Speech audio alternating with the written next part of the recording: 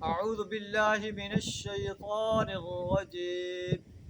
بسم الله الرحمن الرحيم. من ذا الذي يقرض الله قرضا حسنا فيضاعفه له وله أجر كريم.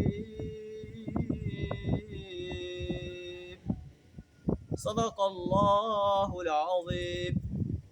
اللہ تعالیٰ اہل ایمان کو اپنے دین کو غالب کرنے کے لیے اپنا مال خرچ کرنے کی دعوت دے رہا ہے.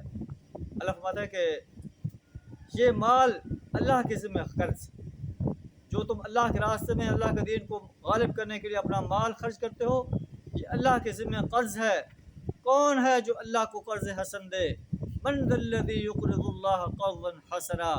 کون ہے جو اللہ کو قرض دے، اچھا قرض، تاکہ اللہ اسے کئی گنا بڑھا کر واپس کر دے.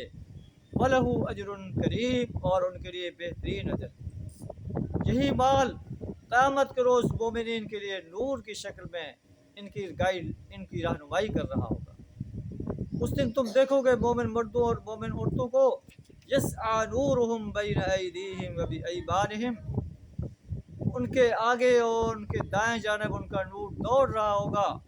ان سے کہا دے گا بشراکم اليوم، آج تمہارے لیے بشارت ہے. ایسے باغات ہیں جن کے دامن میں نہریں بہتی ہوں گی، خالدین فیہا، جن میں ہمیشہ رہیں گے. ذالک هو الفوز العظیم، یہی بہت بڑی کامیابی. اللہ سے دعا کریں ہمیں اپنے مال اپنے دین کو غالب کرنے کے لیے خرچ کرنے کی توفیق عطا فرمائے. بخل اور کنجوسی کرنے سے اپنی پناہ عطا فرمائے. وآخر دعوانا الحمدللہ رب